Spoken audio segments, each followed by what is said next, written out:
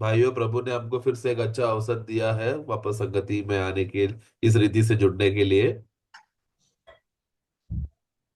ഇത് നമ്മള് ആ, സഭ ആദ്യകാലങ്ങളിൽ നടത്തപ്പെട്ടതും പിന്നീട് ആ, ഈ കാലഘട്ടത്തിൽ നടത്തപ്പെടുന്നതുമായ രണ്ട് കാലഘട്ടങ്ങളെ കുറിച്ചുള്ള അല്പ വ്യത്യാസത്തെ കുറിച്ച് നമുക്ക് ചിന്തിക്കാം.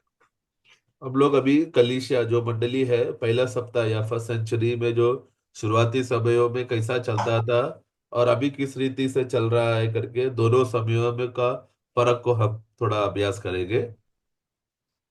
നമുക്ക് 1 കൊരിന്ത്യർ 13 നമ്മൾ വായിക്കുന്നു.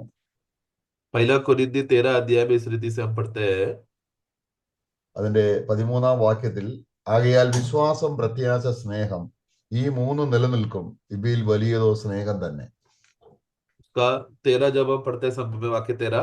और विश्वास, आशा, प्रेम ये तीनों स्थायी है, पर इन सब में सबसे बड़ा प्रेम है। 12 31 കൃപാവരങ്ങൾ പറഞ്ഞതിന് ശേഷം ശ്രേഷ്ഠമായ ഒരു വരം ഞാൻ നിങ്ങൾക്ക് കാണിച്ചു തരാം എന്ന് പറഞ്ഞാണ് 12 അവസാനിപ്പിക്കുന്നത്. 12 अध्याय का आखिरी वाक्य में पढ़ते समय में वहां पर सबसे सबसे उच्च उत्तम जो दान है कौन सा है करके बताता हूँ बोलकर वो वाक्य को खत्म कर रहा है। 12 1 കൊരിന്ത്യർ 12 കൃപാവരങ്ങളുടെ ഒരു വലിയ ലിസ്റ്റ് നമുക്ക് തരുന്നുണ്ട്. हम लोग पहला कोरिन्थी 12 अध्याय और पहला कोरिन्थी 14 अध्याय, ये दोनों अध्यायों में पढ़ते समय में आत्मा का जो दान के बारे में, जो आत्मा में जो आपको मिलता है उस दानों के विषय में बताया गया है। 13 സഭയുടെ അന്ത്യ കാലഘട്ടത്തിൽ വിശ്വാസം, പ്രത്യാശ, സ്നേഹം ഈ മൂന്നിൽ അടിസ്ഥാനപ്പെട്ട് സഭ മുന്നോട്ട് പോകും എന്നും പിന്നീട് കർത്താവിന്റെ വരവിൽ വിശ്വാസവും പ്രത്യാശയും ഇല്ലാതായി സ്നേഹം മാത്രം നിലനിൽക്കുന്ന ഒരു കാലയളവ് വരുമെന്നും പ്രവചനാത്മാവിൽ കർത്താവിന്റെ ദാസൻ നമ്മളെ ബോധ്യപ്പെടുത്തുന്നു. तो यहाँ पर परंतु 13 अध्याय जब हमें पढ़ते समय में हम जानते हैं कि इस दुनिया में मंडली का समय जब रहते समय में विश्वास, आशा और प्रेम ये तीनों स्थायी होकर कार्य चलता रहेगा। लेकिन प्रभु का जब राज्य आने के बाद हम देखते हैं कि जो सबसे बड़ा जो कार्य चलने वाला रहेगा उस राज्य में, वो है प्रेम। അപ്പോൾ ആദ്യം തന്നെ സഭ നടത്തപ്പെട്ടത് തിരുവചനത്തിന്റെ അഭാവത്താൽ കൃപാവരങ്ങളാലാണ് സഭ നടത്തപ്പെട്ടിരുന്നത്. हम जानते हैं कि जब शुरुआती समयों में जब मंडली का शुरुआत होते समय में वचन का कमी होने के वजह से या वचन ना होने की वजह से आत्मिक दानों के द्वारा प्रभु का आत्मा मंडली को चलाता था। അപ്പൊ കൃപാവരങ്ങൾ ഏതൊക്കെയാണ് എന്ന് ഉള്ള ചില വാക്യങ്ങളാണ് നമ്മൾ ആദ്യം നോക്കുന്നത്. तो आत्मा का दान कौन सा है करके हम पहला थोड़ा भागों को हम पढ़ेंगे। അതിൽ റോമലേഖനം 12 മുതൽ 8 വരെ കൃപാവരങ്ങൾ വെളിപ്പെടുത്തിയിട്ടുണ്ട്. അതെല്ലാം എടുക്കണ്ട. ഇപ്പം നമ്മൾ ജസ്റ്റ് പൊതുവായിട്ട് പറയുകയാണ്. റോമലേഖനം 12 മുതൽ 8 വരെ കൃപാവരങ്ങൾ 7 കൃപാവരങ്ങൾ പറയുന്നുണ്ട്. हम लोग पहला भाग को हम देखते हैं, रोमियो का पुस्तक 12 का 6 से 8 तक पढ़ते समय में सब सब बातों को देखने के लिए हमारे पास टाइम नहीं है। 6 से 8 वहां पर पढ़ते समय में 7 आत्मिक दानों के बारे में हम देखते हैं। പിന്നീട് നമ്മൾ കൃപാവരങ്ങൾ കാണുന്നത് 1 കൊരിന്ത്യർ 8 മുതൽ 10 വരെയാണ്. उसके बाद पहला कुरिन्थी 12 का 8 से 10 तक पढ़ते समय में हम देखने को मिलता है। അവിടെ 9 കൃപാവരങ്ങളെ കുറിച്ച് പറയുന്നു. वहां पर 9 आत्मिक दानों के बारे में हम देखते हैं। പിന്നീട് നമ്മൾ 1 കൊരിന്ത്യർ 28 മുതൽ 30 വരെയുള്ള വാക്യങ്ങൾ വായിക്കുമ്പോൾ फिर वही अध्याय का 28 से 30 तक जब हम पढ़ते हैं, അവിടെയും നമ്മൾ ഏകദേശം 9 വരങ്ങൾ കൃപാവരങ്ങൾ കാണുന്നുണ്ട്. वहां पर भी हम लोग 9 प्रकार के आत्मिक वरदानों को हम देखते हैं। പിന്നെ കാണുന്നത് കൃപാവരങ്ങളെക്കാൾ കൃപാവരം ഉള്ള ഓഫീസാണ്. അല്ലെങ്കിൽ അപ്പോസ്തലന്മാരെ, പ്രവാചകന്മാരെ, ഇവാഞ്ചലിസ്റ്റ്, പാസ്റ്റർ, ടീച്ചർ, ഇങ്ങനെ എഫേസ്യ ലേഖനം 4:11 കൃപാവരങ്ങൾ പറയാതെ ആ കൃപാവരങ്ങളുടെ ഓഫീസ് അത് നിവർത്തിക്കുന്നവരുടെ പേര് പറയുകയാണ്. और उसके बाद एफिसों का पुस्तक 4 का 11 में जब हम पढ़ते समय में वहां पर आत्मिक दानों को इस्तेमाल करके चलाने वाले जो व्यक्ति लोग हैं, जो उदाहरण के लिए यहाँ पर प्रेरित लोग, भविष्यवक्ता है और सुसमाचार बोलने वाले और रखवाले और उपदेशक, इस प्रकार के लोग जो सबसे ज्यादा उस समय में आत्मा का इस वरदान को इस्तेमाल किया था, वो लोग ही एक दान है करके बताया गया है। പിന്നെ നമ്മൾ അവസാനമായിട്ട് 1 പത്രോസ് 4:9 മുതൽ 11 വരെയുള്ള വാക്യങ്ങളിലും കൃപാവരങ്ങൾ അവസാനമായിട്ട് പറയുന്നു. 1 पत्रोस 4 9 മുതലുള്ള വാക്യങ്ങൾ വായിക്കുമ്പോൾ हाँ, पहला पत्रोस 4 का 9 से जब हम पढ़ते हैं समय में, और फिर हम लोग और भी थोड़ा आत्मिक दानों के वरदानों के बारे में हम देखते हैं। അപ്പോൾ 5 സ്ഥലങ്ങളിലാണ് പ്രധാനമായിട്ടും കൃപാവരങ്ങൾ രേഖപ്പെടുത്തിയിരിക്കുന്നത്. इस रीति से 5 जगहों पर है इस आत्मिक वरदानों के बारे में बाइबल में विशेष करके लिखकर बताया गया है। അപ്പോൾ ഇതില് നമ്മള് ഇത് എഴുതിയ കാലം സംബന്ധിച്ചാണ് നമ്മള് ഇത് ആദ്യം നോക്കേണ്ടത്. ഇത് എഴുതിയ കാലഘട്ടം ഏതെല്ലാം സമയങ്ങളിലാണ് കൃപാവരങ്ങൾ അധികം ഉണ്ടായിരുന്നത്, പിന്നീട് കൃപാവരങ്ങൾ കുറഞ്ഞു കുറഞ്ഞു വരുന്നതായിട്ടും ഏറ്റവും അവസാനം നിലനിൽക്കുന്ന പ്രവചനങ്ങളെ കുറിച്ചും നമുക്ക് കാലക്രമത്തിൽ നോക്കുമ്പോൾ അതിന്റെ വ്യത്യാസം കാണാൻ കഴിയും. और इस रीति से हम देखते हैं कि ये आत्मिक जो दानों के बारे में जो लिखा गया है, ये सिर्फ लिखते समय में कौन सा समयों में ये सबसे ज्यादा इस्तेमाल हुआ गया था का बात को भी हमें समझना जरूरी है। क्योंकि सबसे ज्यादा समय जो सबसे ज्यादा रीति से इस्तेमाल हुआ गया था शुरुआती दिनों में था मंडली का। उसके बाद आगे चल चल कर समय आगे जाते जाते ये आत्मिक वरदान कम होने लगा। അപ്പം ചില വിശുദ്ധന്മാരെ വേദപുസ്തകം ക്രമീകരിച്ചതിന്റെ അടിസ്ഥാനത്തിൽ കാലഘട്ടങ്ങളെ വിവേചിക്കാറുണ്ട്. कुछ लोग प्रभु का वचन को जिस रीति से पुस्तकों को क्रमांक करके रखा है, उन लोग का ऐसा मानना है कि शायद वो समय के हिसाब से क्रमांक करके रखा है करके हम लोग मानते हैं। അങ്ങനെ നമ്മൾ നോക്കുമ്പോൾ ഈ കൃപാവരങ്ങൾ ഏതെല്ലാം ഏത് കാലഘട്ടത്തിൽ നിലനിന്നു, ഏത് കാലഘട്ടത്തിൽ കുറഞ്ഞു പോയി എന്നതിനെ കുറിച്ച് ഒരു വ്യക്തത നമുക്ക് ലഭിക്കത്തില്ല. परंतु ऐसा रीति से अगर हम लोग पढ़ने जाएंगे तो कौन सा समय में ज्यादा आत्मिक वरदान इस्तेमाल होता था और फिर कम होता गया करके डिटेल स्टडी हमको करने नहीं हो पाएगा। അപ്പൊ ആദ്യമായിട്ട് നമ്മൾ നോക്കേണ്ടത് കാലഘട്ടം നമ്മൾ നോക്കുമ്പോൾ 1 കൊരിന്ത്യ ലേഖനമാണ് ഈ കൃപാവരങ്ങളുടെ പട്ടികയിൽ ആദ്യം എഴുതുന്നത്. तो हम समयों का अगर हिसाब अगर हम देखा जाए तो टाइमलाइन देखा जाए तो सबसे पहला कोरिन्थियों का पुस्तक में है आत्मिक वरदानों के बारे में लिखा गया है। അവിടെ നമ്മൾ വായിക്കുമ്പോൾ അവിടെ 12 അധ്യായത്തിന്റെ 8 മുതൽ 10 വരെ വായിക്കുമ്പോൾ 9 കൃപാവരങ്ങളുണ്ട്. जब उसी का 12 अध्याय का 8 से हम लोग 11 तक हम लोग पढ़ते हैं समय में, वहां पर हम वरदानों के बारे में पढ़ते हैं, जहां पर 9 वरदानों के बारे में आप देखते हैं। അവിടെ നമുക്ക് അവിടെ വായിക്കാം. पढ़ेंगे 8 से 10 तक। क्योंकि एक को आत्मा के द्वारा बुद्धि की बातें दी जाती है और दूसरे को उसी आत्मा के अनुसार ज्ञान की बातें, और किसी को उस आत्मा से विश्वास, और किसी को उसी एक आत्मा से चंगा करने का वरदान दिया जाता है। फिर किसी को सामर्थ्य के काम करने की शक्ति, और किसी को भविष्यवाणी की, और किसी को आत्माओं की परख, और किसी को अनेक प्रकार की भाषा, और किसी को भाषाओं का अर्थ बताना।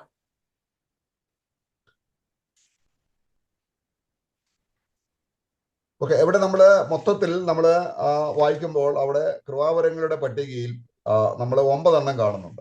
इस रीति से 8 का 10 तक पढ़ते समय में ये वरदानों का जो लिस्ट में 9 बातों को हम देखते हैं।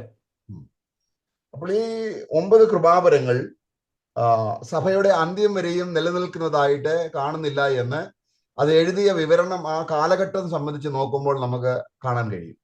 हम लोग अगर यही 9 वरदानों को इसी मंडली का समय का अंत तक अगर हम देखा जाए तो इसी पुस्तकों में पढ़ते समय में मालूम पड़ता है कि अंत तक ये वरदान टिका हुआ नहीं था। അപ്പം ഈ കൊരിന്ത്യ ലേഖനത്തിൽ തന്നെ അതേ AD 56 ആദ്യമായിട്ട് ഈ കൃപാവരങ്ങൾ എന്നുള്ള ലിസ്റ്റിൽ ഈ ഭാഗങ്ങൾ ഉൾപ്പെടുത്തിക്കൊണ്ട് 1 കൊരിന്ത്യ ലേഖനം എഴുതുന്നത്. हम जानते हैं कि सन AD 56 में था पहला कोरिन्थी का ये जो पुस्तक के बारे में लिखा गया है। ഇനി ഇതേ കൊരിന്ത്യ ലേഖനത്തിൽ തന്നെ 1 കൊരിന്ത്യർ 12 28 മുതൽ 30 വരെ പറയുമ്പോൾ അവിടെയും ചില കൃപാവരങ്ങൾ പറയുന്നുണ്ട്. उसी अध्याय में 28 से लेकर 30 तक पढ़ते समय में भी आत्मिक वरदानों के बारे में बोला गया है। അപ്പൊ ഇത് രണ്ടും നമ്മൾ കമ്പയർ ചെയ്യുമ്പോൾ ആദ്യം പറയുന്ന ലിസ്റ്റിൽ പലതും രണ്ടാമത്തിൽ ഇല്ല, രണ്ടാമത്തിൽ പറയുന്ന ചിലത് ഒന്നിലുമില്ല. हाँ, और हम देखते हैं कि यहाँ पर इस दोनों भागों में हम पढ़ते समय में कुछ कुछ बातें हैं जो एक भागों में लिखा गया है, और कुछ ऐसा बातें हैं कि सिर्फ एक ही जगह पर लिखा है। അപ്പൊ നമ്മൾ അത് രണ്ടും ഒന്ന് ചേർത്ത് ടാലി ചെയ്ത് നോക്കുമ്പോൾ അവിടെ ഉള്ളത് എന്താണ് ഇല്ലാത്തത് എന്താണ് 2 ലിസ്റ്റിലും ചേർത്ത് നോക്കുമ്പോൾ വ്യക്തമായിട്ട് നമുക്ക് അറിയാൻ കഴിയും. और इस रीति से दोनों अध्याय का 8 से 10 और 28 से 30 पढ़ते समय में दोनों को कंबाइन करके साथ में पढ़ेंगे तो क्या क्या बातें हैं और क्या क्या नहीं है करके साथ में पढ़ सकते हैं. അപ്പോൾ 1 Corinthians 12:28 മുതൽ ഉള്ള പറയുന്ന അതിൽ പല കാര്യങ്ങളും 12ാം അധ്യായത്തിൽ പറയുന്ന ലിസ്റ്റിൽ ആദ്യത്തെ ലിസ്റ്റിലില്ല. तो 12 अध्याय का उसका 28 से 30 का जब वाक्य के आत्मिक वरदानों में पढ़ते समय में जो हमने 8 से 10 में पढ़ा था उसमें बहुत से बातें उसमें नहीं, वो भागों में नहीं है, ऊपर के भागों में नहीं है. അപ്പോൾ ഈ 9 കൃപാവരങ്ങൾ അതുപോലെ വെളിപ്പെട്ടിരിക്കുന്നത് ഒരധ്യായത്തിൽ പറയുമ്പോൾ 9 ഉണ്ട്, മറ്റേ അധ്യായത്തിൽ പറയുമ്പോൾ ആദ്യം പറയുന്ന അധ്യായത്തിൽ പല കാര്യങ്ങളുമില്ല. तो अभी इसी अध्यायों में ही जब हम लोग पढ़ते समय में 12 अध्याय में 2 बार आत्मिक वरदानों के बारे में विशेषता वहां पर बताया गया है. लेकिन पहले बार जब 8 से 10 में बताते समय में जो 9 करके बेस डालकर उन्हें बताया था, लेकिन वही अध्याय का नीचे 28 में पढ़ते समय में उससे ज्यादा या जो चीज नहीं है वो दूसरा बातें भी बताया गया है. ഉദാഹരണമായിട്ട് 1 Corinthians 12ാം അധ്യായം വിശ്വാസം എന്നത് കൃപാപരമായിട്ട് പറയുമ്പോൾ 1 Corinthians 12 പറയുന്നത് ടീച്ചിങ് അല്ലെങ്കിൽ ഉപദേശം എന്ന ഉപദേശം എന്നാണ് കൊടുത്തിരിക്കുന്നത്. उदाहरण की रीति से अगर हम देखा जाए तो 12 का 8 से जब पढ़ते समय विश्वास के बारे में जो आत्मा का वरदान के बारे में बोला गया है, परंतु उसका 28 से 30 में वहां पर पढ़ते समय में उपदेश उपदेश करना उसको या शिक्षण देना उसके वो उसको कहा है, उसको एक दान के बारे में कहा है. പിന്നെ 1 Corinthians 12 പ്രോഫസി എന്ന് പറയുമ്പോൾ 1 Corinthians 12:28 മുതലുള്ള വാക്യങ്ങളിൽ അതിനെ ഹെൽപ്പിംഗ് എന്നുള്ള പദമാണ് അവിടെ എഴുതിയിരിക്കുന്നത്. അതിന് പകരമായിട്ട് ഹെൽപ്പിംഗ്. हाँ, अगर हम लोग 12 का उसका 8 से 10 तक पढ़ते समय में भविष्यवाणी के बारे में जो हम लोग वहां पर ऊपर पढ़ते समय में 28 का 30 से वहां पर पढ़ते समय में मदद करना सहायता करना उसके बारे में बोला गया है. ആ. പിന്നീട് നമ്മൾ 1 Corinthians 12 നമ്മളെ ആത്മാക്കളെ വിവേചിക്കണം എന്നുള്ളതിന് നമ്മള് 1 Corinthians 12 കൊടുത്തിരിക്കുന്നത് ഭരണം എന്നാണ്, അഡ്മിനിസ്ട്രി എന്നാണ്. तो जो 8 തൊട്ട് 10 ഏതാ? 28 മുതൽ 10 വരെയുള്ളതില് ആത്മാക്കളെ വിവേചിക്കണം എന്നുള്ള കൃപാവരത്തിന് പകരമായിട്ട് 12ാം അധ്യായം 28 മുതലുള്ളതിൽ അഡ്മിനിസ്ട്രി ഭരണം എന്നുള്ള ओके, आत्मा को परखो के കൃപാവരമാണ് बारे കൊടുത്തത്. में 12 का 8 से 10 में आत्मा का परखने के विषय में जब बोलते समय में, परंतु हम लोग जब उसी 12 का 28 से जब हम लोग पढ़ते समय में वहां पर अधिकारियों के विषय में बोला गया है. ഞാനിത് പറഞ്ഞത് AD 56 ദൈവത്തിന്റെ ദാസൻ ഈ 2 കൊരിന്ത്യർ ലേഖനം എഴുതുമ്പോൾ തന്നെ ഈ ആദ്യം പറഞ്ഞ കൃപാവരങ്ങൾ പിന്നീട് അതേ വർഷത്തിൽ തന്നെ 56 തന്നെ ഇല്ലാതെ വന്നു എന്ന് കാണുന്നു. तो मतलब मेरा ये कहने का ये क्यों मैं इस रीति से बताना चाहता हूँ कि जब वो 56 एडी में जब ये आत्मिक वरदानों के बारे में तभी कोरिन्थियों की मंडली में लिखा गया था, एक ही अध्याय में पढ़ते समय में लिखते समय में शुरुआती में जो 9 अध्याय 9 बातें जो शुरुआत में था, अंतिम समय में वही साल का अंतिम समय में आते समय में वही आत्मिक वरदान उतरा नहीं था. പിന്നെ നമ്മൾ इनिയും എഴുതിയ കാലഘട്ടം നമ്മൾ നോക്കുമ്പോൾ ഇനിയും ആകുന്നത് AD 57 റോമാലേഖനം എഴുതുമ്പോഴാണ്. उसके बाद जो अगला आत्मा का वरदानों के बारे में जो लिखा गया समय के अनुसार देखा जाए तो वो है AD 57 में है, जो रोमियो का किताब में लिखा गया था. അപ്പം കൊരിന്ത്യർ ലേഖനം 56 എഴുതി, कोरिन्थियों റോമാലേഖനം का 57 पुस्तक 56 AD में लिखा गया था. അവിടെ 12ാം അധ്യായം റോമലേഖനം 12ന്റെ 6 മുതൽ 8 വരെയുള്ള വാക്യങ്ങളാണ് കൃപാവരങ്ങൾ പറഞ്ഞിരിക്കുന്നത്. तो वहां पर 12 अध्याय का 6 से 8 तक पढ़ते समय में वहां पर आत्मिक वरदानों के बारे में बोला गया है. ഇവിടെ പറയുന്ന പല കൃപാവരങ്ങളും നിലനിൽക്കുന്ന അന്ത്യം വരെയും നിലനിൽക്കുന്ന രീതിയിലുള്ള ചില കൃപാവരങ്ങളാണ് റോമാലേഖനത്തിൽ കൊടുത്തിരിക്കുന്നത്. रोमियो पे जब हम लोग पढ़ते समय में आत्मिक वरदानों के बारे में पढ़ते समय में बहुत समय तक टिके वाला रहने वाला या अंतिम समय तक बने रहने वाला वरदानों के बारे में कहा है. അപ്പൊ അത് നമുക്കൊന്ന് വായിക്കാം. റോമാലേഖനം 12ന്റെ 6 मुതൽ 8 वരെ. 6 से 8 तक पढ़ेंगे रोमियो 12. और जबकि उस अनुग्रह के अनुसार जो हमें दिया गया है, हमें भिन्न भिन्न वरदान मिले हैं. तो जिसको भविष्यवाणी का दान मिला हो वह विश्वास के परिमाण के अनुसार भविष्यवाणी करे. यदि सेवा करने का दान मिला हो तो सेवा में लगा रहे. यदि कोई सिखाने वाला हो तो सिखाने में लगा रहे. जो उपदेशक हो वो उपदेश देने में लगा रहे. दान देने वाला उदारता से दे. जो अगुवाई करे वह उत्साह से करे. जो दया करे वह हर्ष से करे.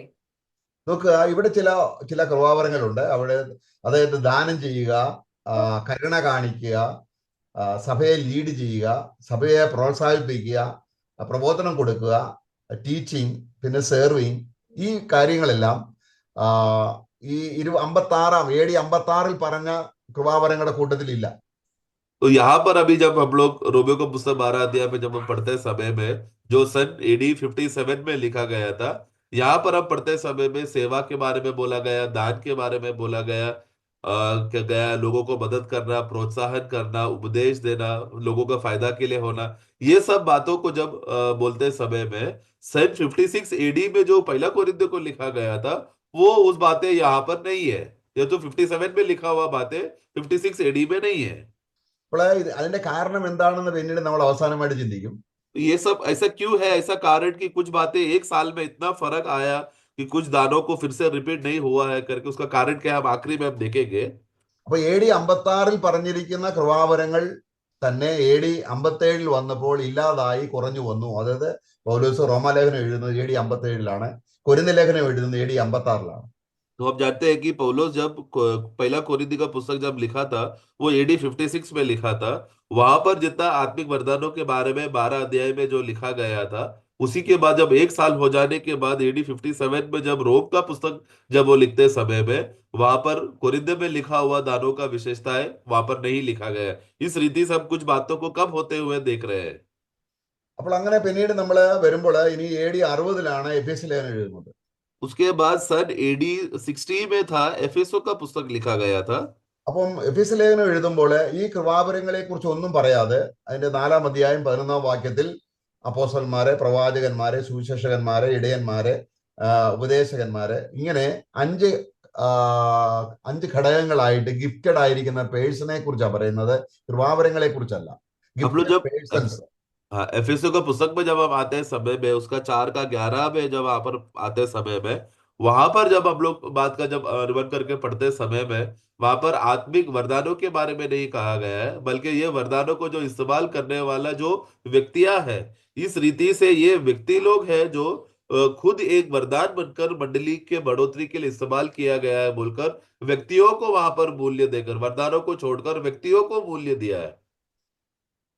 പിന്നീട് നമ്മൾ ഈ ഈ ഈ 4 കാലഘട്ടങ്ങൾ കഴിഞ്ഞതിന് ശേഷം, उसके बाद അതായത് AD 56, AD 57, AD 60, ഈ കാലഘട്ടങ്ങൾ കഴിഞ്ഞതിന് ശേഷം പിന്നീട് 63 1 പത്രോസ് 4 അധ്യായത്തിൽ നമ്മൾ വായിക്കുമ്പോൾ അവിടെ 2 പ്രധാന കൃപാവരങ്ങളാണ് പിന്നീട് ശേഷി. ഒന്ന് സംസാരവും സെർവിങ്ങും, ശുശ്രൂഷിക്കുക, കർത്താവിനെ സംസാരിക്കുക എന്ന് പറഞ്ഞ 2 പ്രധാന ശുശ്രൂഷകളാണ് നിലനിൽക്കുന്നത്. उसके बाद हम लोग पहला पत्रोस का जो है वो वरदान के बारे में लिखा गया था जो एडी 63 में लिखा गया है। वहां पर हम पढ़ते समय में प्रभु का सेवा करने के विषय में और वचन, प्रभु के विषय में वचन बोलना, ये बातों को मूल्य देकर वरदानों के बारे में बताया गया है। അപ്പോൾ ഇവിടെ നമ്മൾ എഫേസ്യ ലേഖനത്തിൽ പറയുന്ന അപ്പോസ്തലന്മാരും പ്രവാചകന്മാരും ഈ പിന്നീട് അത് ആവർത്തിക്കുന്നതായിട്ട് കാണുന്നില്ല. तो यार, और फिर एडी 60 में जो एफएसओ का पुस्तक में लिखा गया था प्रेरितों और भविष्यवक्ताओं के बारे में, जो वो लोग दान वरदान के रूप में वो लोग मौजूद था, वो लोग भी नहीं दिख रहे, बल्कि पहला पत्रोस में पढ़ते समय में वो 2 लोगों के बारे में नहीं बताया वहां पर। എഫേസ്യ ലേഖനം 4 അധ്യായത്തിൽ അപ്പോസ്തലന്മാരെ, പ്രവാചകന്മാരെ, സുവിശേഷകന്മാരെ, ഇടയന്മാരെ, ഉപദേശകന്മാർ എന്ന് അവരാണ് സംസാരിക്കുന്നത്, അവരാണ് പ്രവർത്തിക്കുന്നത് എന്ന് പറഞ്ഞ് വന്നിട്ട് AD 63 പറയുമ്പോൾ ശുശ്രൂഷിക്കുന്നവൻ ആരാണെങ്കിലും ശുശ്രൂഷിക്കുക. അപ്പം എല്ലാവർക്കും ശുശ്രൂഷിക്കുന്ന നിലയിലുള്ള ഒരവസരത്തിൽ എത്തിച്ചേർന്നു എന്നാണ് AD 63 സഭയുടേതായിരിക്കുന്ന പഠനം കൊണ്ട് മനസ്സിലാക്കുന്നത്. तो एफएसओ का पुस्तक 4 में जब हम लोग पढ़ते समय में वहां पर प्रेरित लोग थे, भविष्यवक्ता थे, सुसमाचारक थे और उपदेशक लोग थे। ये लोग थे जो वास्तव में वचन सिखाकर प्रभु का सेवा को करने वाला जो सबसे ज्यादा मूल्य दिया गया था, जो एडी 60 में उस जमाने में हुआ जाता था। लेकिन पत्रोस का पुस्तक में जब लिखते समय में एडी 63 में जब पत्रोस लिखा गया था, वहां पर हम देखते कि यदि जो कोई वरदान जिसको मिले, तो वहां पर स्पेसिफिक जो पहला वहां पर व्यक्तियों के बारे में जो खास रीति से बोला गया था एफिसो में, वैसा व्यक्तियों के बारे में नहीं बोला गया। लेकिन मंडली में किसी को भी इस प्रकार का वरदान मिल सकता है और वो लोग भाई लोगों का सेवा कर सकते हैं, एक दूसरे का सेवा कर कर वो लोग उस रीति से कार्य कर सकता है और अपना भंडारता से जो मिला हुआ कृपा अनुग्रह का दान ये वो लोग बांट सकते हैं बोलकर इस रीति से जनरलाइज करके वो बातों को बोला। बोले कोई स्पेसिफिक व्यक्ति ही लोग करेंगे ऐसा नहीं है, बाकी के लोग भी जनरलाइज रीति से वो वरदान इस्तेमाल होगा करके बताया गया है।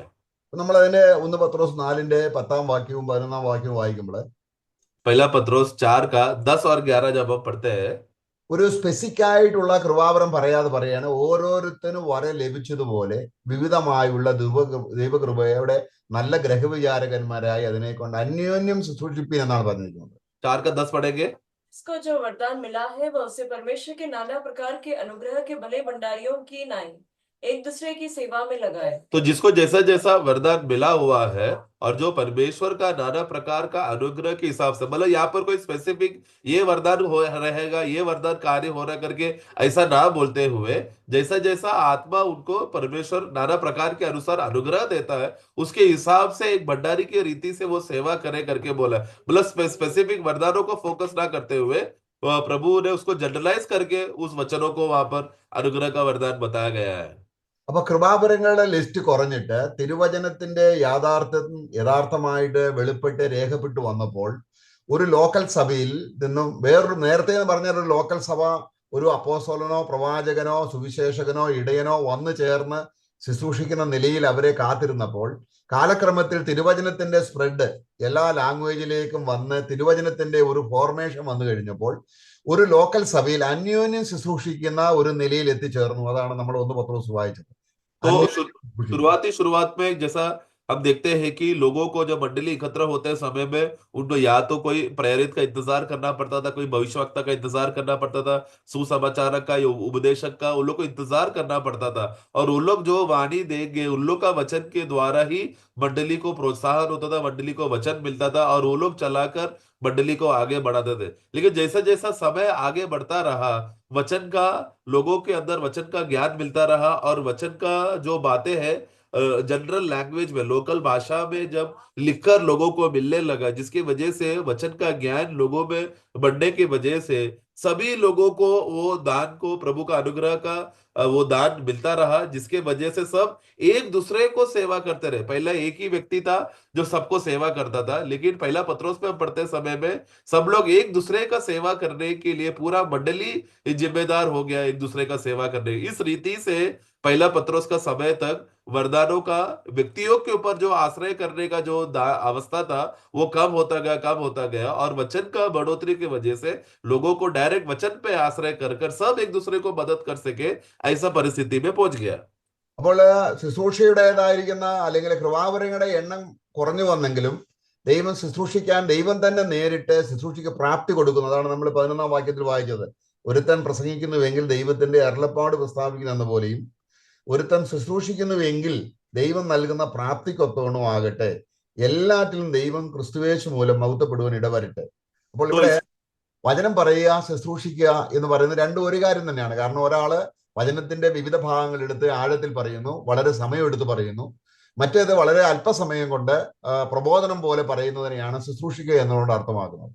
तो वहां पर तो शुरुआतों में जब व्यक्तियों के ऊपर आश्रय होता था, लेकिन वचन को लोगों को वचन मिलते रहते वजह से आगे चलकर लोगों को अवस्था क्या होगा कि सभी लोग एक दूसरे में प्रभु का जो आत्मा का वरदान के हिसाब से लोगों में जैसा अनुग्रह मिलता था, जैसे 11 में हम पढ़ते समय में यदि कोई को भला बातें बोलने के लिए परमेश्वर का वचन यदि किसी को मिले तो वो वचन बोलता था। उदाहरण के लिए ऐसे व्यक्ति लोग थे जो वचन को उपदेश देकर लोगों को सिखाता था।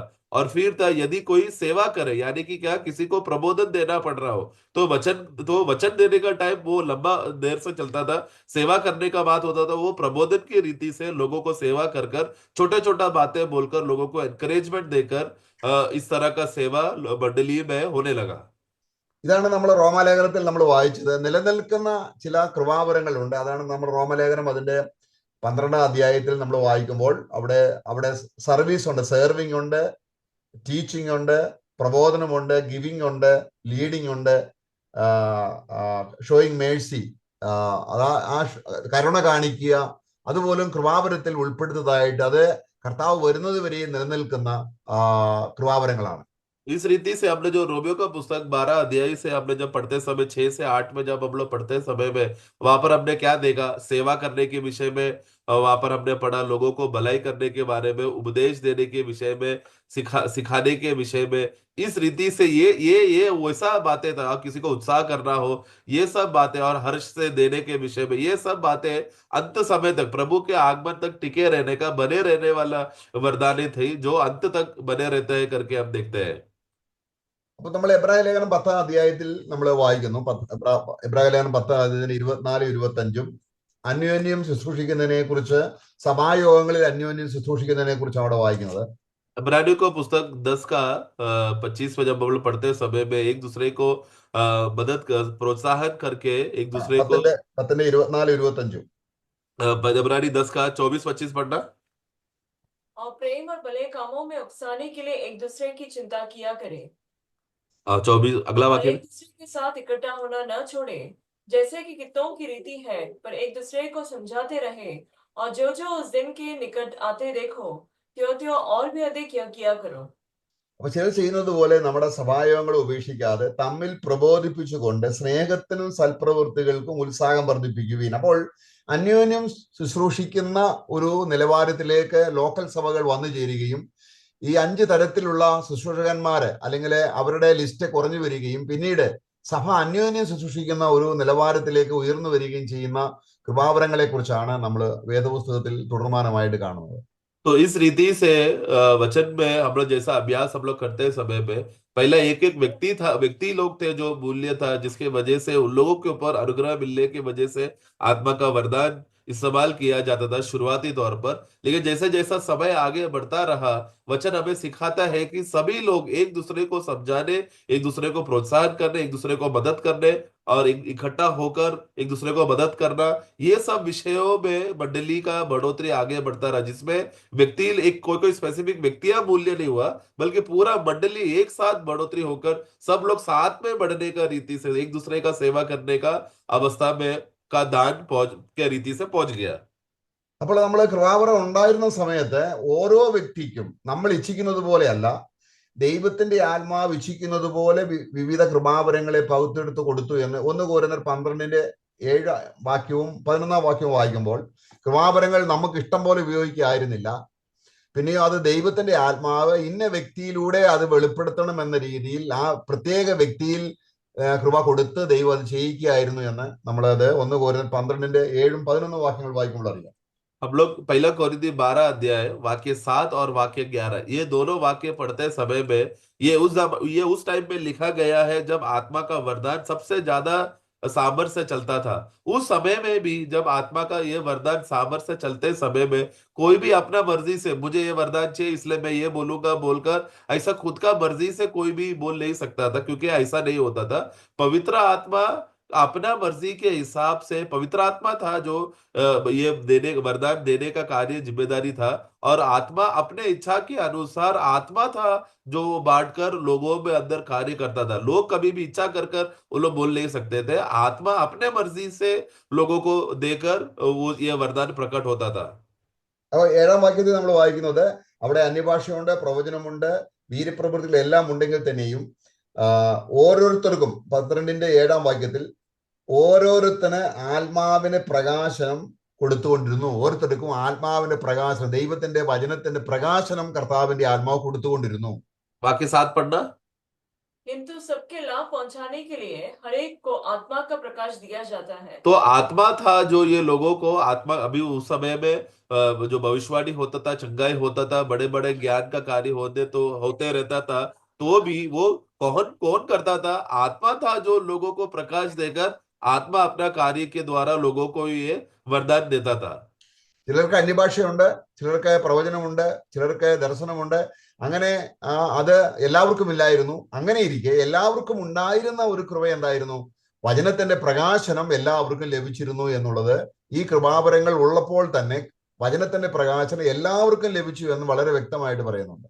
तो जब हम जानते हैं कि ऐसे समय में कुछ ही लोग थे जो अन्य भाषा में बात करते थे, सब लोग नहीं अन्य भाषा में बात करते, कुछ ही लोगों को ये आत्मा का, ये जो अन्य भाषा बोलने का, कुछ लोगों को वीर्य कार्य करना, कुछ लोगों को भविष्यवाणी करना, कुछ लोग इस रीति से, सब लोग नहीं करते थे, कुछ लोग ही करते थे। परंतु वचन का प्रकाश मिलना, प्रकाश मिलकर बात करने का, ये एक ऐसा दान था जो सभी लोगों को मिलता था, जो पवित्र आत्मा वचन का प्रकाश देकर सभी लोगों के अंदर एक ही रीति से प्रकाश करने वाला जो एक दान था, वो है वचन का प्रकटीकरण। परंतु आत्मा का वरदान सबको नहीं मिलता था, एक या दो को उधर इधर से मिलता था, लेकिन वचन का प्रकाश सबको मिलता था। പിന്നെ നമ്മൾ അതിന്റെ 1 Corinthians 10 വായിക്കുമ്പോൾ, ഒരുത്തിന് വീര്യപ്രവൃത്തികൾ, മറ്റൊരുത്തിന് പ്രവചനം, മറ്റൊരുത്തിന് ആത്മാക്കളുടെ വിവേചനം, വേറൊരുത്തിന് വിവിധ ഭാഷകൾ, വേറൊരുത്തിന് ഭാഷകളുടെ വ്യാഖ്യാനം. ഇങ്ങനെ ഒരു ശുശ്രൂഷ തന്നെ പല ശുശ്രൂഷകൾ ഒരാൾ ചെയ്യാതെ ഓരോരുത്തർക്കും ഓരോരോ ശുശ്രൂഷകൾ പകുത്തു കൊടുത്തത് പരിശുദ്ധാത്മാവ് ഇച്ഛിക്കുന്നത് പോലെയാകുന്നു എന്ന് 11 വാക്യത്തിൽ വായിക്കും. 10-11 पढ़ेंगे, 1 Corinthians 12 का। फिर किसी को सामर्थ के काम करने की शक्ति, और किसी को भविष्यवाणी की, और किसी को आत्माओं के परख, और किसी को अनेक प्रकार की भाषा, और किसी को भाषाओं का अर्थ बताना। परंतु ये सब प्रभावशाली कार्य वही एक आत्मा करवाता है, और जिसे जो चाहता है वो बांट देता है। तो 10 में हम पढ़ते हैं कि सबको ये नहीं मिलता था, कुछ लोगों को था आत्मा का ये शक्ति मिलता था, या भविष्यवाणी करने का, या आत्मा में जो परखने का कार्य, अलग अलग प्रकार का भाषाएं बोलना और भाषाओं का अर्थ बताना, ये सब अलग अलग लोग, एक ही व्यक्ति सब बातें नहीं करता था। ये जो सामर्थ्य था अलग अलग लोग करते थे, और ये प्रभावशाली कार्य करने के लिए आत्मा था जो करता था, जो अपना मर्जी के हिसाब से बांटता था। അപ്പോൾ ഈ കൃപാവരങ്ങളുടെ ഉദ്ദേശം എന്തായിരുന്നു? तो आत्मिक वरदानों का उद्देश्य क्या था? അതാണ് നമ്മൾ 1 Corinthians 12 അത് പൊതുപ്രയോജനത്തിനായിട്ട് നൽകപ്പെടുന്നു. वो हम, जैसे कि हमने पढ़ा था 12 का 7 में, कि वो सभी लोगों को प्रकाश मिल, सब लोगों को लाभदायक हो जाए, सब लोगों को उसका फायदा हो जाए, इसके लिए वो दिया गया था। പിന്നെ രണ്ടാമത്തെ പൊതുപ്രയോജനം 1 Corinthians 12-26 വരെ, ഒരു ശരീരത്തിലെ അവയവങ്ങൾ എന്ന പോലെ ഈ കൃപാവരങ്ങൾ സഭ കൂടി വരുമ്പോൾ അതായത് ഒരാൾ തന്നെ കൈയാകാൻ പാടില്ല, ഒരാൾ തന്നെ കണ്ണാകാൻ പാടില്ല, ഒരാൾ തന്നെ അങ്ങനെ ഓരോ വ്യക്തിക്കും എന്ന് പറയുമ്പോൾ ഒരു ശരീരത്തിലെ അംഗങ്ങൾ എന്ന പോലെ ബോഡിയുടെ ഫംഗ്ഷനെ കാണിക്കാനാണ് നമ്മൾ അത് 1 Corinthians 14 വരെയുള്ള വാക്യങ്ങൾ വായിക്കുന്നുണ്ട്. അല്ലല്ലേ, 1 Corinthians 14 വാക്യങ്ങൾ വായിക്കുമ്പോൾ ഒരു ബോഡിയുടെ ഫംഗ്ഷൻ ആയിട്ട് കൃപാവരങ്ങൾ വെളിപ്പെടണം.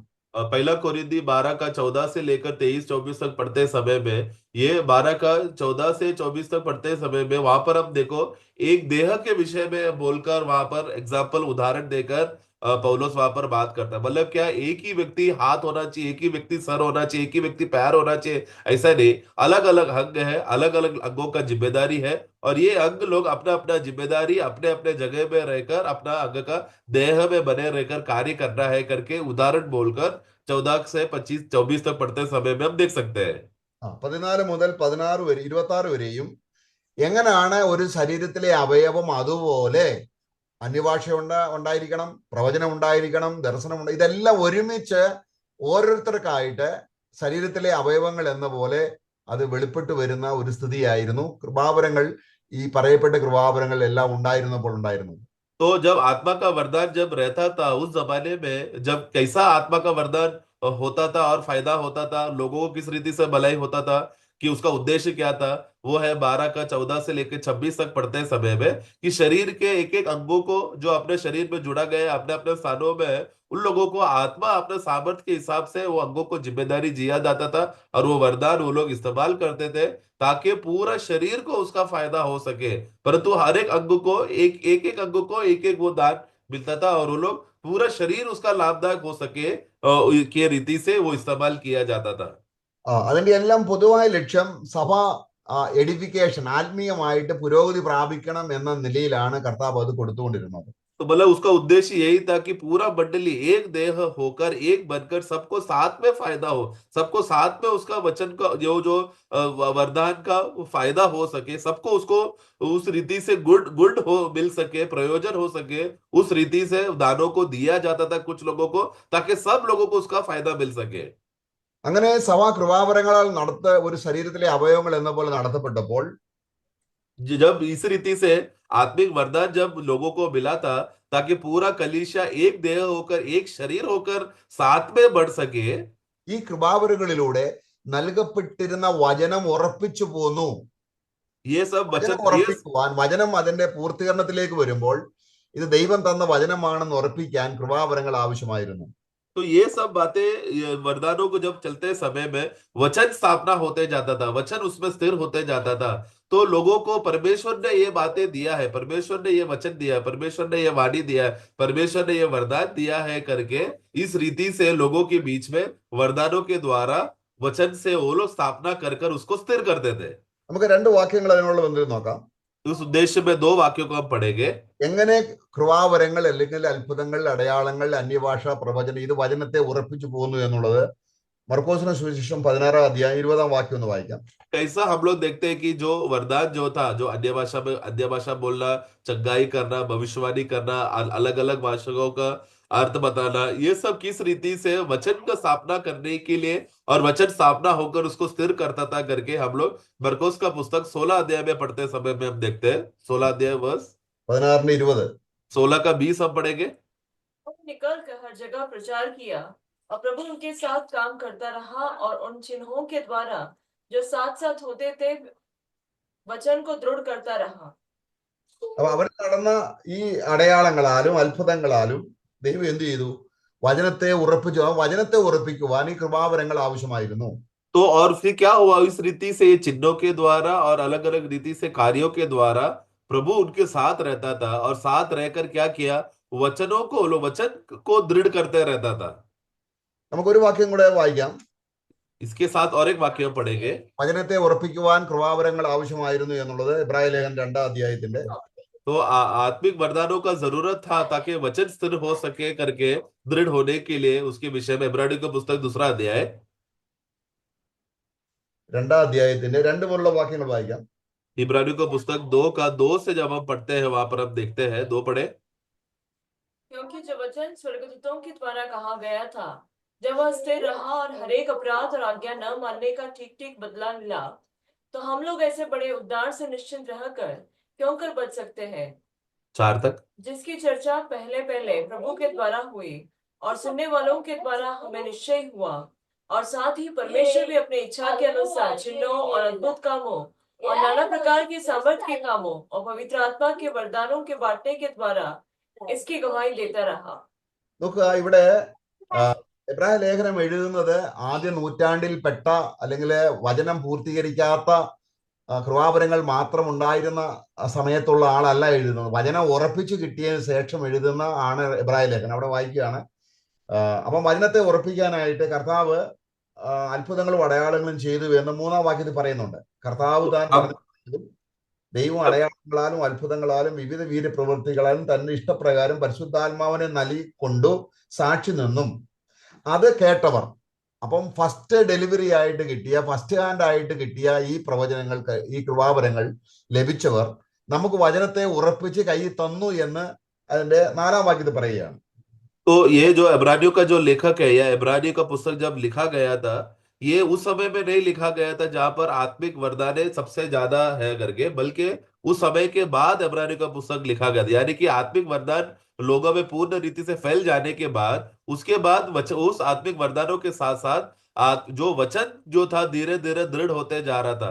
तो जब वचन धीरे धीरे दृढ़ होकर स्थिर होते जा रहा था, ऐसे समय पर था इब्रानियों का पुस्तक लिखा गया है, जिसकी वजह से हम देखते हैं कि वो वाक्य 4 में हम पढ़ते समय में हम देखते हैं कि परमेश्वर का ये इच्छा के अनुसार जो अद्भुत काम हो और वो नाना प्रकार के सामर्थ और पवित्र आत्मा का इस वरदान का जो जो भेंट है, जो जो बांटा जाने का, ये द्वारा ये गवाही देते रहे. तो ये जो प्रभु का जो मरकुस का पुस्तक 16 अध्याय में जब चेले लोगों को इस रीति से प्रभु ने जब उनको भेजा कि चिन्ह तुम करो, चिन्ह और अद्भुत कार्य करो और वचन मेरे उसके पीछे आएगा, दृढ़ होगा, वो कार्य हो होकर जो दृढ़ हो गया था, वो गवाही लेकर आए हुए लोग थे जो इब्रानियों का लेखक को मिला. और वो लेखक को जब वचन का दृढ़ मिला, तब वो इब्रानियों का पुस्तक लिख रहा है.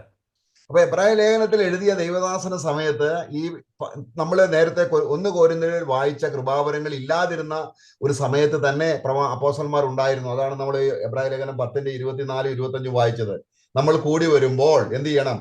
അവിടെ അന്യഭാഷയുണ്ട്, പ്രവചനമുണ്ട്, അല്ലെങ്കിൽ മിറക്കളുണ്ട്, രോഗശാന്തി, ഇതൊന്നും പറയാതെ നിങ്ങൾ കൂടി വരുമ്പോൾ അന്യോന്യം സ്നേഹത്തിനും സൽപ്രവൃത്തികൾക്കും ഉത്സാഹിപ്പിക്കുവീൻ എന്നുള്ള പ്രബോധനം, അന്യോന്യം പ്രബോധിപ്പിക്കുക എന്നുള്ള കൃപാവരത്തിലേക്ക് സഭ എത്തിച്ചേർന്നു. കാരണം തിരുവചനങ്ങൾ ധാരാളമായി ലഭിച്ചു, വചനത്തിന്റെ പൂർത്തീകരണത്തിലേക്ക് ഏകദേശം എത്തിച്ചേർന്നു. तो इस रीति से हम लोग इब्रानियों का समय को जब हम पढ़ते हैं समय में, वो कोरिन्थियों का समय के समान नहीं था। कोरिन्थियों का समय कैसा था, जो जहां पर पूर्ण रीति से आत्मिक वरदानों पर वो लोग आश्रय करते थे, जिसकी वजह से हम लोग पहला कोरिन्थी 12 अध्याय में पढ़ते समय में एक एक व्यक्ति लोग जब आत्मिक वरदान का सामर्थ्य जब वो इस्तेमाल करते थे, लोगों को प्रोत्साहन मिलता था, लोगों को वचन मिलता था उस आत्मिक वरदानों के द्वारा। लेकिन इब्रानियों का पुस्तक में हमने क्या पढ़ा था 12 अध्याय में, कि उन लोगों को वहां पर क्या हो गया कि अध्याय 10 में, कि एक दूसरे को तुम लोग प्रोत्साहन करके, वचन से प्रोत्साहन करने का विषय में एक दूसरे को तुम लोग मिलकर प्रोत्साहन करना। मतलब वो लोग वहां उस समय तक, इब्रानियों का लेखक का समय तक क्या हो गया, आत्मिक वरदान से भी ज्यादा लोग एक दूसरे को वचन से प्रोत्साहन कर सके, उस रीति से वचन उन लोग को भरपूरी से मिल गया था। तो भले ही उस समय में प्रेरित लोग थे, भले उस समय में भविष्यवक्ता थे जब इब्रानियों का पुस्तक लिखा गया था, तो भी वो लोग बाकी आत्मिक वरदान है, जैसे कि अन्य भाषा बोलना, अन्य भाषा का वर के बारे में, अलग अलग भाषाओं को वर का बातें बोलना, और उस आत्मिक जो भाषाओं का अर्थ बताना, वो सब बातों को ना प्रोत्साहन देते हुए सिर्फ एक दूसरे को तुम लोग वचन से प्रोत्साहन करने का बातों तक, उस मेच्योरिटी का बढ़ोतरी तक वो लोग उसी समय में, इब्रानी का समय तक वो लोग पहुंच गए थे। അപ്പൊ നമ്മള് 12ാം അധ്യായത്തിന്റെ അവസാന ഭാഗത്ത്, 1 കൊരിന്ത്യർ 12ന്റെ അവസാന ഭാഗത്ത് കൃപാവരങ്ങൾ പറഞ്ഞിട്ട് പറയുകയാണ്, അതിശ്രേഷ്ഠമായൊരു മാർഗം ഞാൻ നിങ്ങൾ കാണിച്ചു തരാം. അതായത് 1 കൊരിന്ത്യർ 12ന്റെ 31ാം വാക്യത്തിന്റെ ബി പാർട്ടിൽ വായിക്കുന്നു. കൃപാവരങ്ങളുടെ ലിസ്റ്റ് പറഞ്ഞതിന് ശേഷമാണ് അതിശ്രേഷ്ഠമായൊരു വരം നിങ്ങൾ കാണിച്ചു തരാം, അല്ലെങ്കിൽ അതിശ്രേഷ്ഠമായൊരു മാർഗം കാണിച്ചു തരാം, അത് സ്നേഹമാണെന്നാണ് 13ാം അധ്യായം പറയുന്നത്. तो इसकी इस रीति से पहला कुरिन्थी 12 अध्याय में पढ़ते समय में, उसका आखिरी भाग में वहां पर पौलुस वहां पर आत्मिक वरदानों के बारे में बोलने के बाद, परंतु उससे भी एक बड़ी बात जो है कि सबसे बड़ा उत्तम मार्ग मैं बताता हूं करके वहां पर 12 का 31 में बोलकर, वो हम पढ़ते हैं 13 का 1 में, कि वो प्रेम के बारे में था। എന്നിട്ട് പിന്നെ 13ന്റെ അവസാനത്തിൽ പറയുകയാണ്, ആകയാൽ വിശ്വാസം, പ്രത്യാശ, സ്നേഹം, ഈ മൂന്നും നിലനിൽക്കും, ഇവയിൽ വലിയതോ സ്നേഹം തന്നെ. और फिर वही 13 अध्याय का आखिरी में जब हम पढ़ते 13 का 13 में, कि वहां पर विश्वास और आशा और प्रेम, ये जब तीनों स्थायी है, पर इसमें से सबसे बड़ा प्रेम है करके बताता है। എന്നിട്ട് 13ാം അധ്യായത്തില് അതിന്റെ 8 മുതൽ വാക്യങ്ങൾ പറയുകയാണ്. 1 കൊരിന്ത്യർ 13ന്റെ 8 മുതൽ 12 का 8 पढ़ेंगे, 13 का 8 पढ़ेंगे। प्रेम कभी ढलता नहीं, भविष्यवाणियां हो तो समाप्त हो जाएगी, भाषाएं हो तो जाती रहेगी, ज्ञान हो तो मिट जाएगा। ഓക്കെ. അപ്പം കർത്താവ് വരുന്നതിന് മുൻപ് തന്നെ വിശ്വാസം കൊണ്ടും പ്രത്യാശ കൊണ്ടും സ്നേഹം കൊണ്ടും അന്യോന്യം ശുശ്രൂഷിച്ചും വചനം പറഞ്ഞും അന്യോന്യം ചെയ്യുന്ന ഈ ശുശ്രൂഷയിലൂടെ സഭ നിലനിന്ന് പോകുന്നതിനെയാണ് വിശ്വാസം, പ്രത്യാശ, സ്നേഹം, ഈ മൂന്നും നിലനിൽക്കുന്ന കാലഘട്ടം എന്ന് ഉദ്ദേശിക്കുന്നത്. तो वहां पर क्या ये सब बातें टल जाएगी, ये सब बातें जो जो है ज्ञान की बातें, ये सब मिट जाएगी करके बोलकर 13 में हम देखते हैं कि विश्वास, प्रेम और जो आशा है ये स्थायी है। मतलब क्या, प्रभु यीशु मसीह का आगमन तक लोग एक दूसरे को वचन के द्वारा विश्वास में, आशा में और प्रेम में वो लोग मजबूत होकर, वचन से वो लोग एक दूसरे को प्रोत्साहन कर प्रभु के आगमन तक वो लोग वचन में स्थिर रहकर बढ़ेंगे। അപ്പൊ സഭ ഈ കാലഘട്ടത്തിൽ നിലനിന്ന് പോകുന്നത് അന്യോന്യം പ്രബോധിപ്പിക്കുക, അന്യോന്യം ശുശ്രൂഷിക്കുക എന്നുള്ള ബേസിൽ ചേർന്നാണ്. കാരണം തിരുവചനത്തിന്റെ അടിസ്ഥാനത്തിലാണ് നമ്മൾ അന്യോന്യം പ്രബോധിപ്പിക്കുന്നു, അന്യോന്യം ശുശ്രൂഷിക്കുന്നത്. तो अभी जब मंडली, जो कलीसिया जिस समय पर अभी पहुंच चुका है, वो एक ऐसा समय पर है जहां पर लोगों को वचन पर आश्रय कर वचन पे आधारित होकर, वचन में खड़े रहकर एक दूसरे को प्रोत्साहन करके मजबूत करना, उस परिस्थिति में, उस अवस्थे में अभी दुनिया में हम पहुंचे हैं। ऐसा समय पर है अभी हम एक दूसरे को वचन के अनुसार प्रोत्साहन करना चाहिए। പിന്നെ നമ്മൾ വചനത്തിൽ കൂടെ കാണുന്നതാണ് അന്യോന്യമുള്ള ശുശ്രൂഷകൾ. और फिर हम देखते हैं वचन में, हम जब पढ़ते समय में बार बार बहुत जगहों पर हम देखते हैं कि तुम एक दूसरे के साथ करना, एक दूसरे के साथ करो, एक दूसरे के साथ करो, इस तरह का शब्द इस्तेमाल किया है। നമ്മളത് വചനമെല്ലാം എടുക്കുന്നില്ല, ജസ്റ്റ് ഉദാഹരണങ്ങൾ, 1-2 ഉദാഹരണങ്ങൾ പറയുകയാണ്. मैं सब वचनों को नहीं लेना चाहता, बस 1-2 उदाहरण मैं बताना चाहता हूँ। നമ്മള് റോമാലേഖനം 15ന്റെ 6 പറയുകയാണ്, നിങ്ങൾ അന്യോന്യം ഏകചിന്തയോട്, ഒരു ലോക്കൽ സഭ ഏകചിന്തയോട്, അന്യോന്യം ഏകചിന്തയോട് ഇരിക്കണം.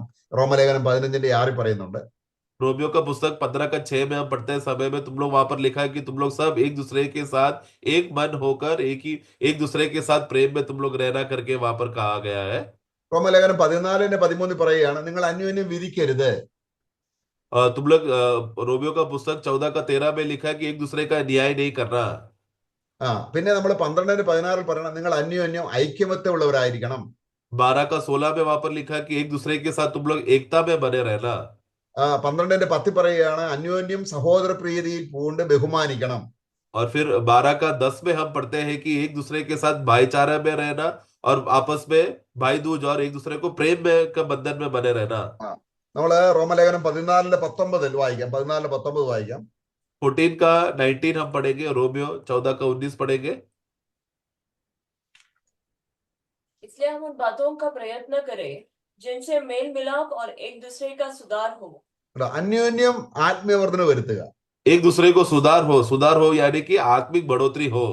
അപ്പൊ ഈ കൃപാവരങ്ങൾ കൂടാതെ, അല്ലെങ്കിൽ നമ്മൾ ഈ പറയപ്പെട്ട നീങ്ങിപ്പോകുന്ന കൃപാവരങ്ങൾ കൂടാതെ സ്ഥായിയായി നിൽക്കുന്ന കൃപാവരങ്ങളാൽ സഭ പണിയപ്പെടുന്ന കാലഘട്ടത്തെ കുറിച്ചാണ് ഇതെല്ലാം അന്യോന്യം എന്ന് പറയുന്നത്.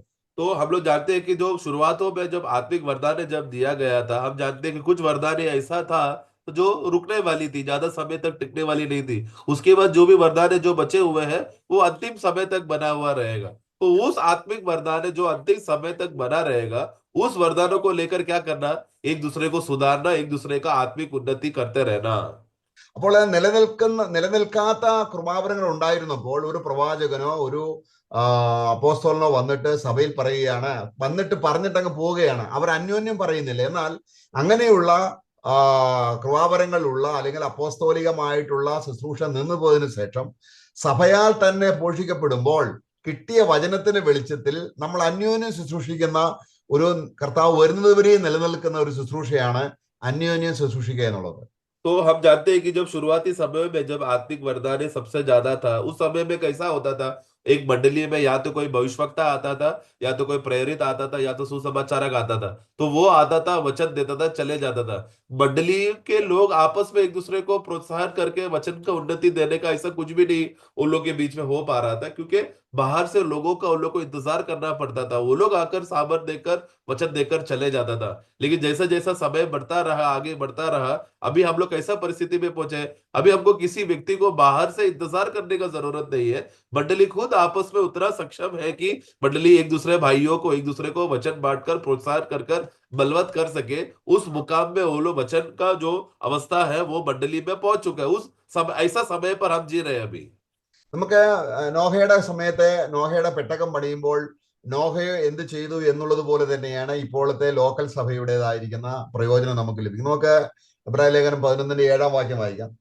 हम लोग नूह का समय को अगर हम देखा जाए तो किस रीति से नूह ने अपना परिवार के साथ रहकर उसने अपना जमाने में कार्य किया, वो एक अच्छा एक आदर्श एक नमूना है हमको। आज हम लोग अभी के जमाने में किस रीति से हमें कार्य कर रहा है। उदाहरण के लिए इब्रानियों का पुस्तक 11 का 7 पढ़ते समय में वहां पर हम बात को देखते हैं। 11 का 7 पढ़े।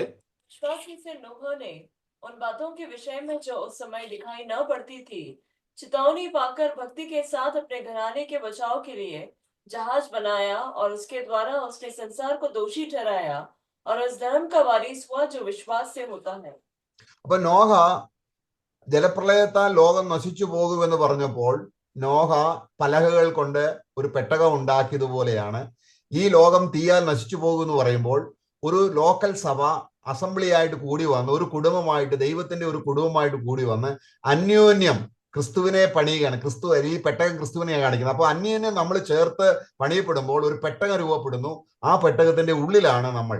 അപ്പോൾ അന്യോന്യം പണിയപ്പെടുന്ന, അന്യോന്യം ക്രിസ്തുവിനെ പണിയുന്ന അല്ലെങ്കിൽ ക്രിസ്തുവാകുന്ന പെട്ടകത്തെ നമ്മൾ പറയുന്ന പ്രബോധനങ്ങള്, ഇതെല്ലാം ആ പലകയെല്ലാം തിരുവചനമാണ്. വിവിധ തിരുവചനങ്ങൾ ചേർത്ത് വെച്ച് നമ്മൾ അതിൽ ആണിയടിച്ച് ഒരു സഹോദരൻ പറയുമ്പോൾ നമ്മൾ അങ്ങോട്ടും ഇങ്ങോട്ടും നോക്കി അതിന്റെ പ്രയോജനം ഇല്ലാതെ ഇരിക്കുന്ന അവസ്ഥയല്ല. ഒരു പണിയലിൽ നമ്മൾ ചേർന്ന് വരികയാണ്. അങ്ങനെ ഓരോ ആഴ്ചയിലും കൂടി വരുമ്പോൾ ക്രിസ്തുവിനെ വെളിപ്പെടുത്തുന്ന ഒരു നിലയിൽ നമ്മുടെ രക്ഷയ്ക്ക് വേണ്ടി നമ്മുടേതായിരിക്കുന്ന വരാൻ പോകുന്ന ന്യായവിധിയിൽ നമ്മൾ പെട്ടകം പണിത് നമ്മൾ ലോകത്തെ ന്യായവിധി. കാരണം ഈ ലോക്കൽ സഭയിലാണ് ക്രിസ്തു ഉള്ളത്, ഈ ലോക്കൽ സഭയിലാണ് ക്രിസ്തുവിന് സംസാരമുള്ളത്, ഈ ലോക്കൽ സഭയിലെ ഓരോരുത്തരും ഞങ്ങൾ അംഗങ്ങളാണ്. ഒരു കുടുംബം പോലെ നമ്മൾ ആ പെട്ടകത്തെ പണിത് അല്ലെങ്കിൽ ക്രിസ്തുവിനെ വെളിപ്പെടുത്തി ക്രിസ്തുവിനാലിന്റെ അകത്ത് ആ പെട്ടകത്തിന്റെ ഉള്ളിലാണ് നമ്മൾ. मैं तो जैसा उस समय में नोआ ने क्या किया, जब उसने ये दुनिया पानी से न्याय न्याय होने वाला है, बाढ़ आकर दुनिया को खत्म करेगा, ऐसा दुनिया में जाकर सुसमाचार बोला। और फिर उसने लकड़ा को लेकर उसने जहाज बनाकर अपने और अपने परिवार के लिए जहाज बनाकर अपने आप को होने वाला न्याय से बचाया। उसी रीति से आज नए नियम में हम लोग देखते समय में हम लोग कौन है? हम लोग वो लोग हैं जो समझते हैं कि ये दुनिया अभी पानी से नहीं लेकिन आग से न्याय किया जाएगा। और आग से न्याय करने से पहले प्रभु अपना मंडली को आएगा, बचाएगा। इसके लिए एक दूसरे को हम लोग वचन का प्रोत्साहन देकर, जैसा नोआ ने लकड़ा लेकर जहाज बनाया, उसी रीति से हम लोग वचन देकर हम लोग वो जहाज जो मसीह है, मसीह को हम लोग बांधते जा रहे हैं। मसीह में हम सब एक दूसरे के साथ बांधने का काम चलते जा रहा है। जब एक भाई आएगा प्रोत्साहन करेगा तो वो वचन लेकर हमारे पास आ रहा है, जैसा मानो लकड़ा लेकर आ रहा हो। और उसको जब हम लोग आमीन बोलकर स्वीकारते समय में मानो उस वचन को हम लोग ने खीला ठोकर हमने स्थिर किया। इस रीति से एक दूसरे को गलतियां ना देखते हुए, दूसरों का ये ऐसा बात बोला वैसा बात बोला वो सब बातों को में ना फोकस करते हुए हम एक बांधने का काम में है, प्रभु का काम में हम बांधे जा रहे हैं। जहां पर मसीह प्रकट होगा उस रीति से, संपूर्ण रीति से मसीह प्रकट हो जाए, उस रीति का बांधने का काम में जो कलीसिया हो रही है, में हो रहा है, उसके रीति से हम लोग जहाज के अंदर, जैसा नोआ उसका परिवार जहाज के अंदर था, उस रीति से वचन का बांध काम में हम लोग मसीह के अंदर समा जाए, मसीह के अंदर हम लोग बने रहे। उस रीति का कार्य है अभी के जमाने में, एक दूसरे को वचन से प्रोत्साहन कर कर हम लोग एक दूसरे को मजबूत करना है। നോഹയെ സഹായിക്കാനായിട്ട് അന്യദേശത്തു നിന്ന് ഒരാൾ വന്ന് ഒരു പ്രവാചകനോ അല്ലെങ്കിൽ ഒരു അപ്പോസ്തലനോ വന്ന് സഹായിച്ചിട്ട് പോവായിരുന്നില്ല. അവര് പെട്ടണം പണിയുന്നത് വരെയും ഒരുമിച്ച് നിൽക്കും. അപ്പൊ ക്രിസ്തു വരുന്നത് വരെയും ഒരു ലോക്കൽ അസംബ്ലി പണിയപ്പെടുകയാണ്. അന്യോന്യം പ്രവാചകന്മാര് അല്ലെങ്കിൽ അപ്പോസ്തലന്മാരും പ്രവാചകന്മാരും ഇട്ട അടിസ്ഥാനത്തിൽ മേൽ നമ്മൾ അന്യോന്യം പണിത് കെട്ടിടം പൂർണ്ണമായി തീർക്കുകയാണ്, അതിന്റെ പണി നമ്മൾ തീർക്കുകയാണ്. मैं तो नोआ के समय में कोई बाहर से कोई प्रेरित आकर, कोई उपदेशक आकर उसको मदद करता था फिर चले जाता था, वैसा नहीं था। बल्कि वो लोग का परिवार खुद आने वाला न्याय से बचने के लिए अपने परिवार के लिए जहाज बनाकर वो लोग खड़े रहकर जिया।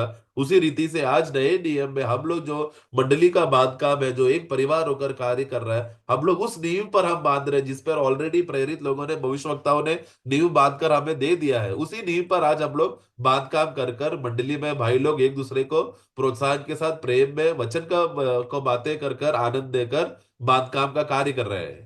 അപ്പൊ ഇന്ന് ഈ കാലഘട്ടത്തിൽ സഭ പണിയപ്പെടുന്നത് വിശ്വാസം, പ്രത്യാശ, സ്നേഹം, ഇത് ക്രിസ്തുവിനെ കുറിച്ചുള്ള വിശ്വാസം, ക്രിസ്തുവിനെ കുറിച്ചുള്ള പ്രത്യാശ, ആ ക്രിസ്തുവിലുള്ള ദൈവസ്നേഹം, അത് സ്വർഗത്തിൽ നിലനിൽക്കുന്ന ആ സ്നേഹം, ആ സ്നേഹത്തിന്റെ പ്രതീകമായിട്ട് നമ്മളെവിടെ പണിയപ്പെടുകയാണ്. അന്യോന്യം പണിയപ്പെടാൻ കർത്താവ് നമുക്ക് തരുന്ന അവസരങ്ങളെ ഓർത്ത് ദൈവത്തിന് സ്തോത്രം.